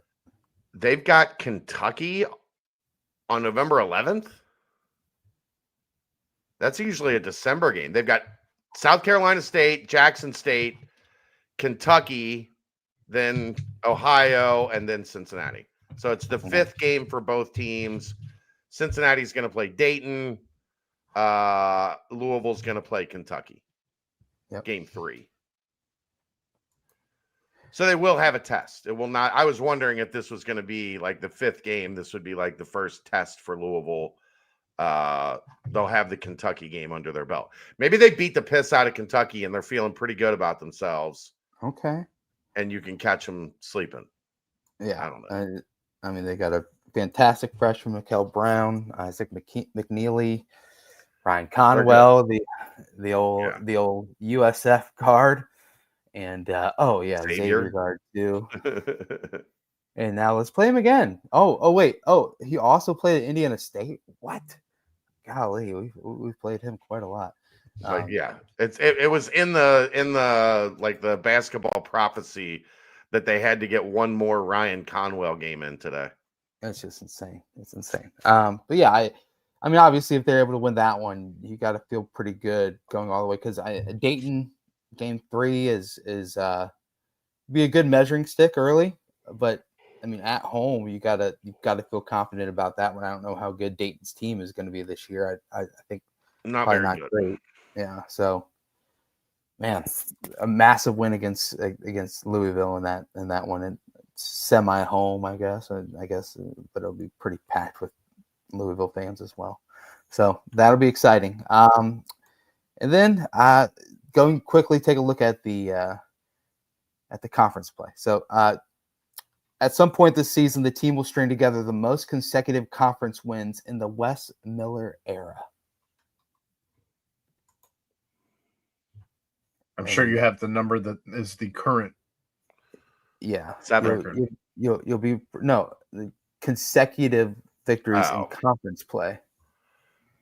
The answer is 3. 3? Yeah, 3. I was going to guess 2. I think it's only happened once or twice. At some point this year, they're going to win 4 straight Big 12 games. Oof. A quick look at the schedule, just based off Ken Palm saying, hey, they might win these. It could happen right at the beginning of the year of conference play. And I guess the new year as well, if you want to say 2026. The massive one is obviously Houston at home. Then they play West Virginia and UCF on the road. And then they play Colorado at home. Could be 4 right there. If they lose to Houston, then get those 3, then it would be Iowa State at home for your 4th. Correct. The other one where he's strung together a handful, he actually has 4 straight wins coming in the beginning of February. Home against West Virginia, home against UCF, at Kansas State, home against Utah. That's 4 in a row. I think they do it, Brent. I think they do it. Always the optimist, Chad Brendel. Chad, and his heart grew 10 sizes that day. I'm with everybody else. You got to do it. Let's do it. You can do it. And then let's round it out. Give me final record prediction, and guess what?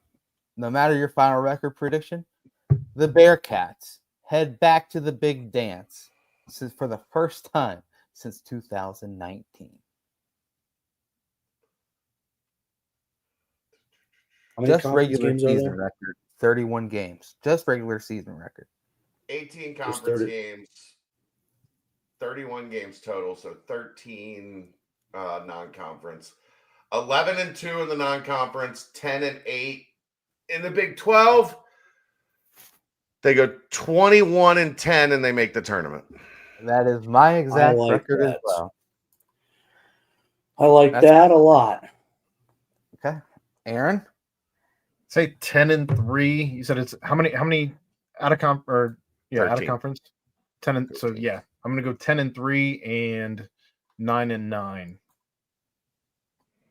So 19 and 12. 12. On the outside looking in. 9-9 gets you in. Depending on who the ones they're against, yeah. 9-9 in the Big 12. How many teams do we have? How many teams do we have making March Madness this year? Is it like 132, right? There's still 68. A lot of teams. Okay. No, it's still 68. It's getting moved up to 364 in next year's. Just let everybody get in. It's fine, and then figure it out from there. Just 84 months of basketball to get through the tournament. It's fine. There we go. Yeah, let's have them dancing, man. That would be a fantastic thing to see back at the big dance, and it needs to happen, obviously, because everyone knows the talks around needing to get back to March Madness around this program. So I'm behind it. I'm behind it. So let's go ahead. What anyone have anything more as far as basketball leading into next week? I mean, obviously, we'll have more to talk about leading into. I like this format a lot better than just like who's going to be the leading rebounder, who's going to be the leading scorer. Well, who is going to be the leading rebounder? Baba? I think so. Okay. Quick hitter, Aaron. Baba? Chom. Okay. Leading scorer, quick hitter. Chad, you got Day-Day? Day-Day. Aaron. It's hard to get away from Day-Day. Yeah. He's going to have the ball in his hands a lot. Screw my superlative. Sean Abaya, leading scorer. Assist guy, Kirk Kriisa. We already said it. Correct. Yeah. Minutes played, Mustafa Chom. How about that? Let's go. All right. Let's go ahead and timestamp, and we'll riff and mailbag it up. Buck Harris, minutes played. That timestamp brought to you by Quick Paper Supply, your local and family-owned restaurant supply company for all your non-food products. They provide mostly disposable restaurant supplies, to-go containers, cups, pizza boxes, to-go bags, can liners, napkins. They've been open since 2009 and are one of the largest minority-owned companies in the city. Call Nick 513-470-2029 and reference Bearcats for 20% off your first month of purchases. Bada bing, bada boom. All right. Ryan, riff real fast. Then because the mailbag's light.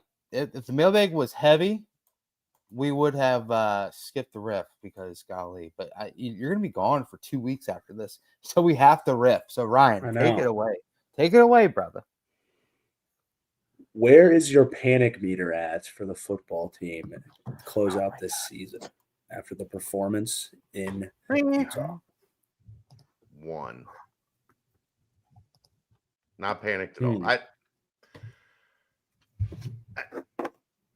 That loss doesn't surprise me because they had to play really, really well to beat Utah no matter what. They didn't have a great game. You're playing Utah in their house, and you did a couple things that are going to keep you from beating that team if you didn't continue. I mean, that's the fine line, Ryan. I guess if there is a reason to be maybe a little bit alarmed, is that they have played so close to error-free, so close to quote-unquote perfect football. True. That how long does that continue? Right. But I think they get back on. I think the bye week comes at a great time. I think they get back on track against Arizona.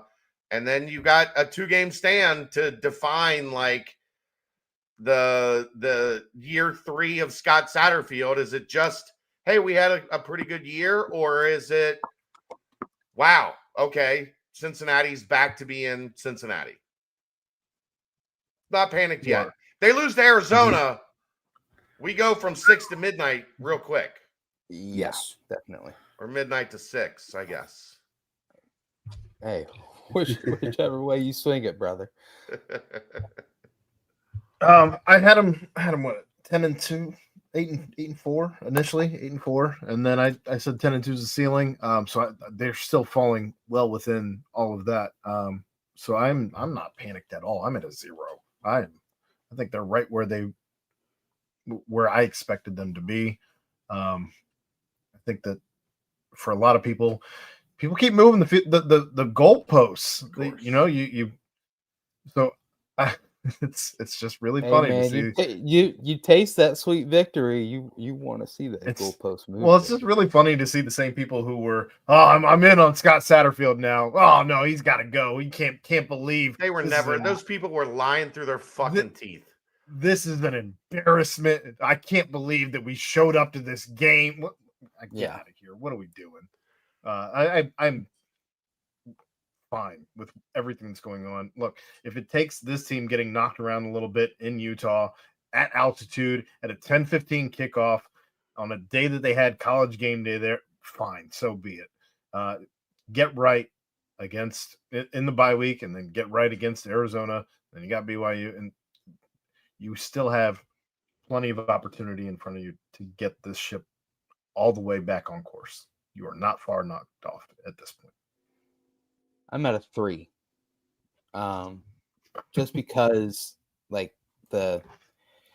certain moments, I watched the D line, and not to single out certain position groups here and there, but I'm going to single out certain position groups here. And there. Yes, this one little do exactly what I'm about to do. We were getting outclassed at certain moments by their really, really good offensive line that they have, but it just was golly. So have we just played not good in interior, good trenches up to this point? Have we faced relatively easier offensive lines? They're not going to face another offensive line anywhere close to that. So I think that's the lens you have. BYU's pretty good, man. BYU's pretty good, but they're not as good as Utah. If BYU outclasses us again, the way that Utah did, or makes us look like diddly do, then I'll be like, oh gosh, the panic meter is crazy.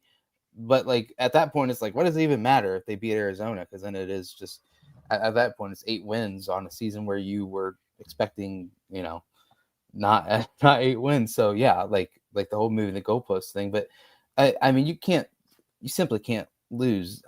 Yes, you can, because you guys are at a 0 and a 1, but you simply can't lose 45-14 and have zero panic at all. But a 3 is still a pretty low number, so I'm going to be at a 3. Yeah, that's where I'll be. 3's reasonable. Yeah, Ryan, where are you at, man? The way I was looking at it was, all right, what was in front of us in the 5 games? It's the conference championship, and watching that puts me at a 6 for finishing the year out strong, competing for playing in Dallas is how I'm thinking about it. Obviously, I'm pleasantly surprised where the team's at right now, based on where I was at the start of the year. But just watch, best team, biggest stage, just kind of get dominated. It makes me be well, how good are we? How does our record really reflect it at 7-2? Yeah. How good of a 7-2 is that? What the hell is BYU going to do to us if we're getting fucking ran off the field in Utah, biggest game of the year? But it's still it's all right in front of us. And Chad, I agree. Bye week comes at a good spot, kind of work all that bad shit out of the system and go play a team that's not as good as Utah, not as good as BYU, to get confident again. Because, I mean, that BYU game is one of the bigger games that's been at Nippert in a long time. So yeah, what did they learn? Yeah, but I was I didn't think they were going to win that game.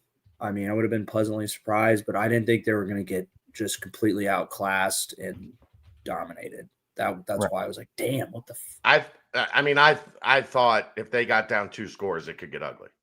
Like if at any point they let Utah get ahead by 10, 13, 14 points, that it was potential to get ugly because of the way Utah plays. They have a great pass defense. They're not going to let you really throw on them to get back in the game consistently, and they will just ground and pound you to death if they get a lead and just choke you out. So the margin, it got a little ugly with the punt return for a touchdown, and then the Manny Covey fumble. They get their last score. It shouldn't have been as bad as it was, but it was. Like, not to take anything away from that, but I'm not getting too upset about the final margin of victory, just because I felt like if that was the game flow, that was potentially an option, because Utah will do that to you if you can't keep contact. And Cincinnati had a bunch of chances to keep contact, and they failed to keep contact. They're eventually going to steamroll you.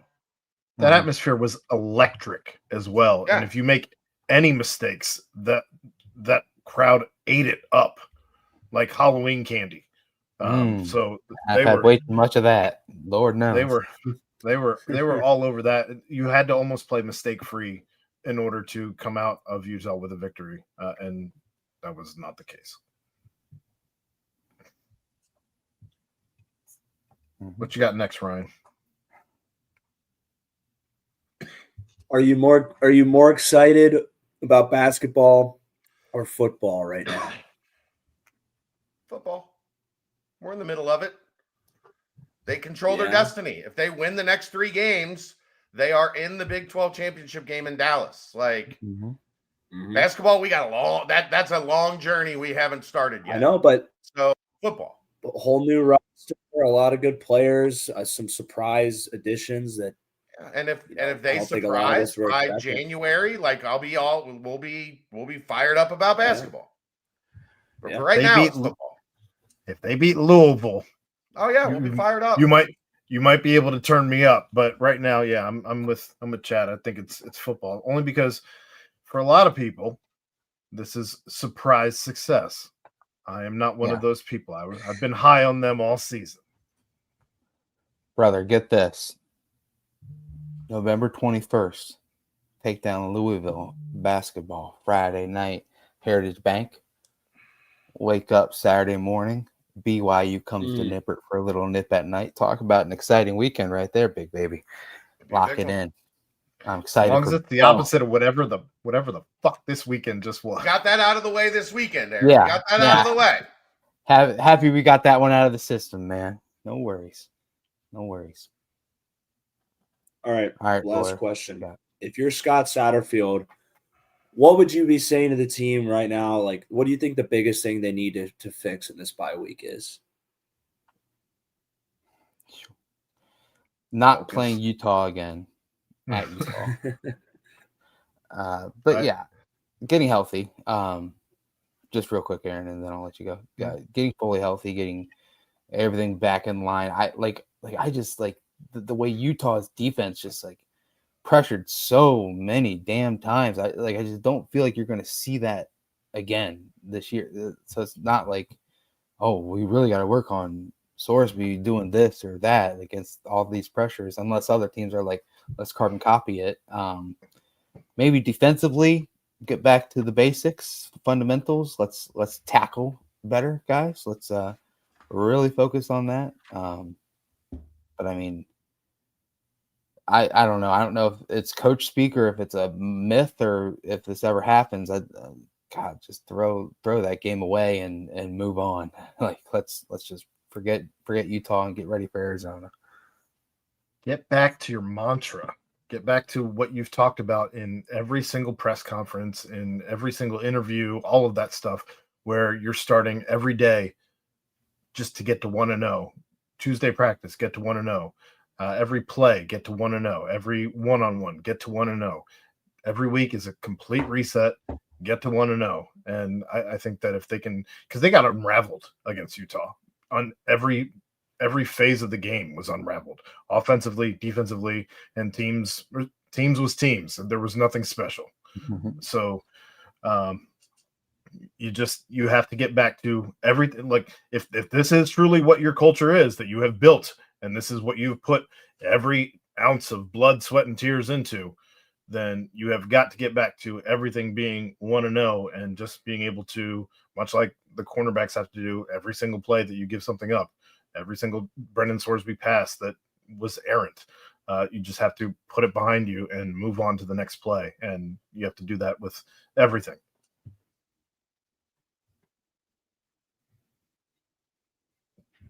Yeah. Chad? Everyone. Don't let it impact you. You can't let it change who you've been all season. Go out, do what's gotten you here, get back to playing clean, mistake-free, smart football, and you'll get to where you want to go. Mm-hmm. Don't let this become who you are. I think that's the only message you need to send. Do what you've been doing. Turn the page. Yeah, but it's the other teams, the better the teams are, the more they're going to limit you from doing what you do well. So it's being able to adjust on the fly, stick to your guns, play confidently, play smart. And, I think it's going to be like that the rest of the season. So just got to play, clean. I like that. Clean is the key. When you play better teams, you can't give them good opportunities or more opportunities. So we'll need to lock it in here. Clean be the key. I like that, Ryan. I like that. Yeah. You I wanted to get us going with you got that one right. You got that one. Okay. Yeah. So you texted me today. Actually, I was like, well, yeah, we're having a Sunday night edition of the BBP. So like, what great timing for you texting me today. And you said, hey, Brent, I'm sucking down my 13th Reese's pumpkin of the day that I got on Halloween when I went trick or treating. And I said, oh man, good for you. 13 is that record? You said, hell no, bro. And I said, all right now. And you then said, what's your favorite Halloween candy? And I said, dude, we're not going to ask that on BVP. We can just ask it real fast and get a real fast answer. But then the question you said is the onside kick the most exciting and kind of gripping play in sports when it actually matters? Or what is it? Do you like a hole in one? Do you like a buzzer beater? Do you like a maybe like a last second field goal?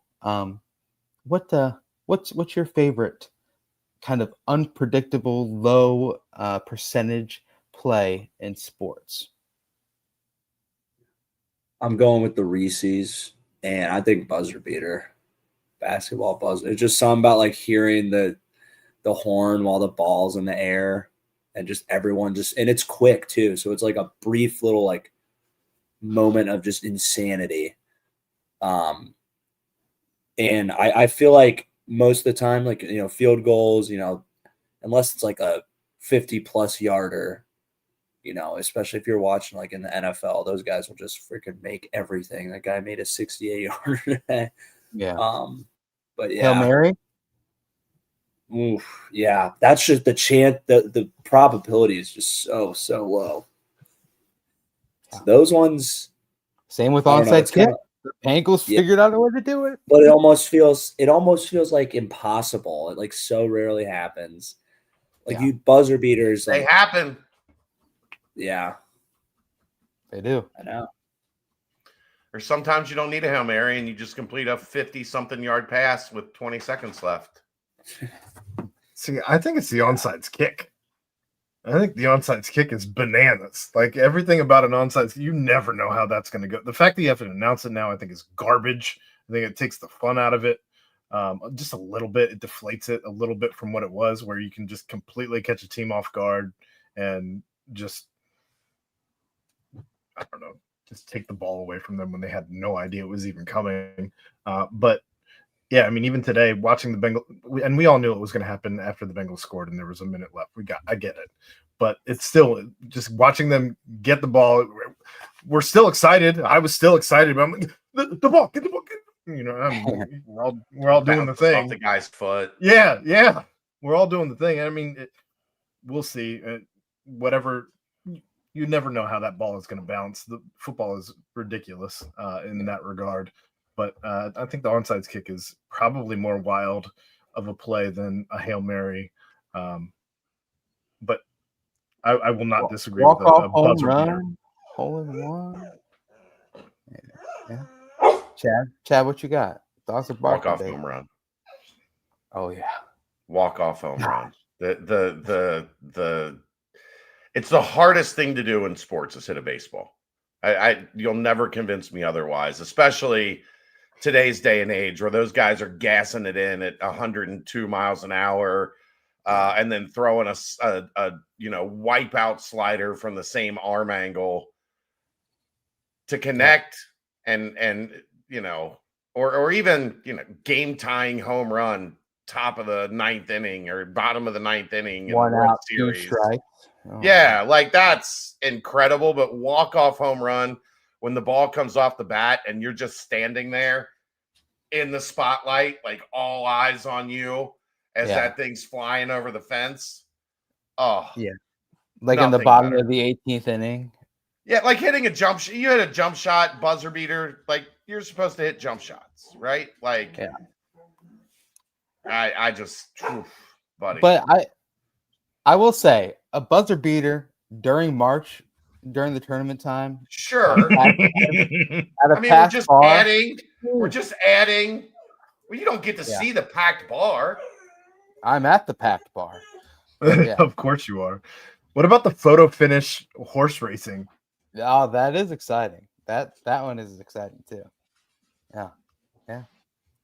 Sports, man. How great is sports? There's not a better thing out there. Even when it's a sad sports weekend, sports are always there for you because there's always next week or next year or next time or tomorrow or next game. So, yep, I like it. All right, Aaron, let's go ahead and mailbag.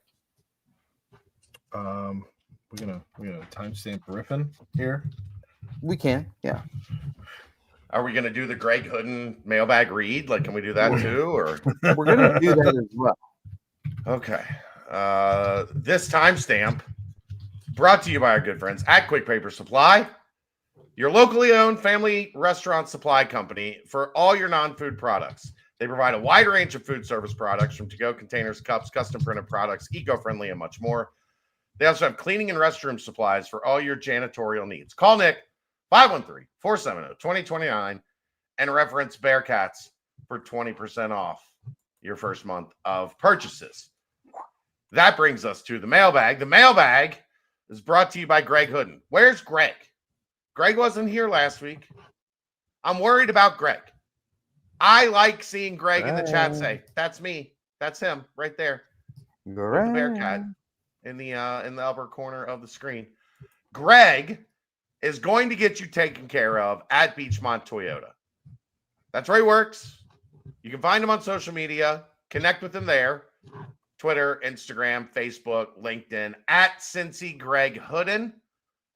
But if you're looking for a new or pre-owned Toyota, connect with Greg at Beachmont Toyota.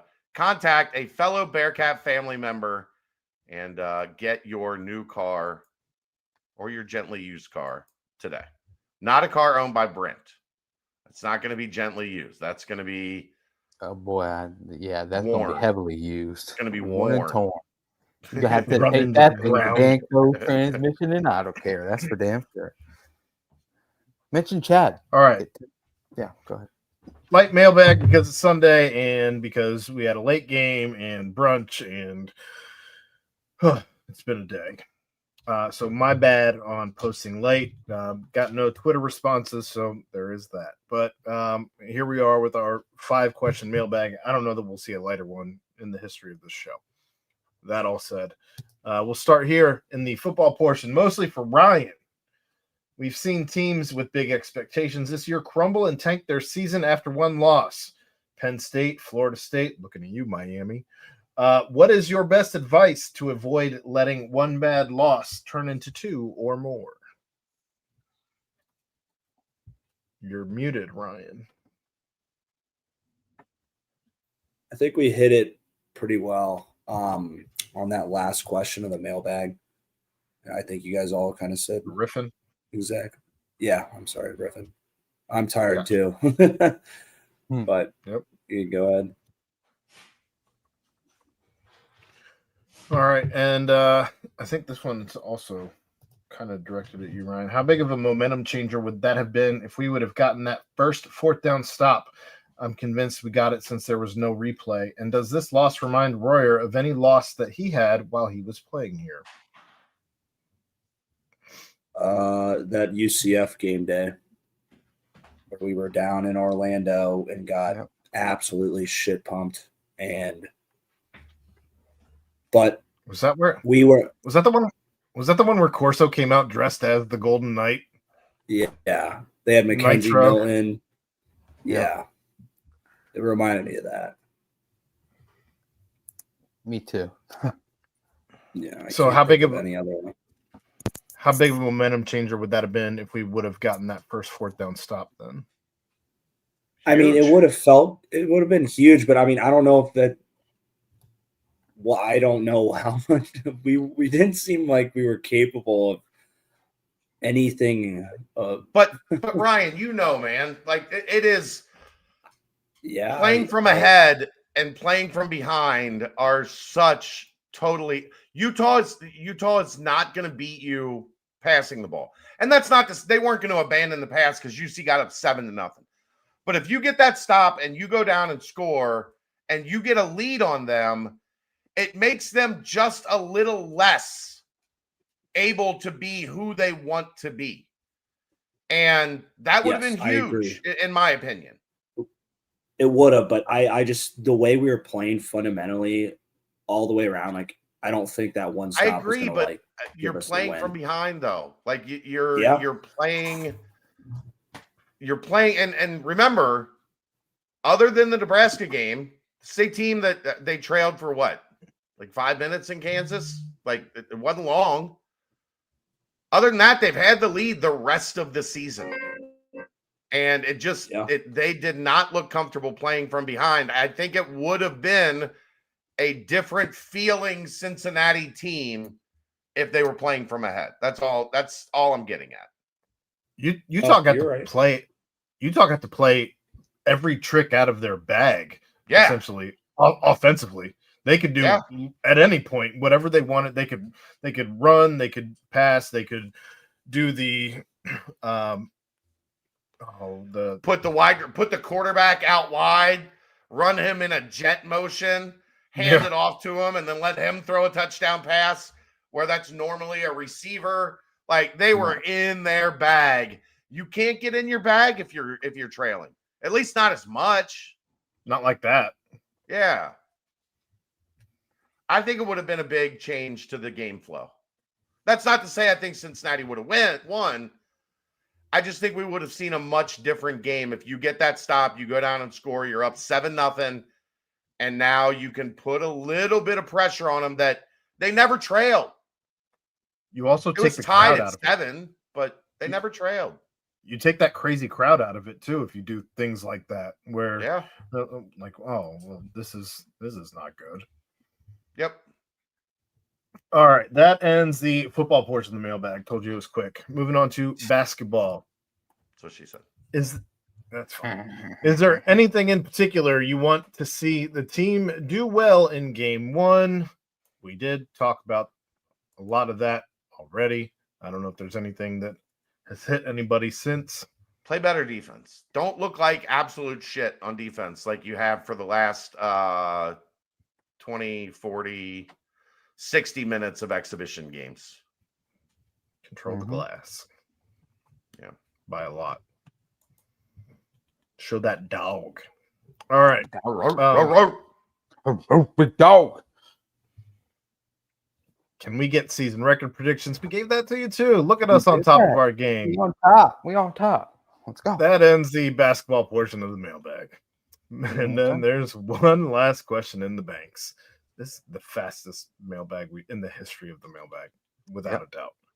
That's why we went riffing. Could the Bearcats defense hold the Bears under 47? I say loud no. No. Can they hold the Utah Utes under 45? No. Caleb Williams won a Heisman. Like, let's I get the haha funny of Jesus, might be the worst defense in the history of the NFL. But could the 2021 Cincinnati defense hold the Bears under 47? I think they could. Okay. I think they could. Statement. I just don't know. It's not that bold of a statement. That's what?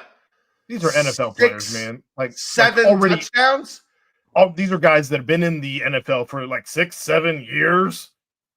6-7 touchdowns? Could Sauce Gardner and Kobe Bryant have held the Bears under 6-7 touchdowns? I think they maybe could have.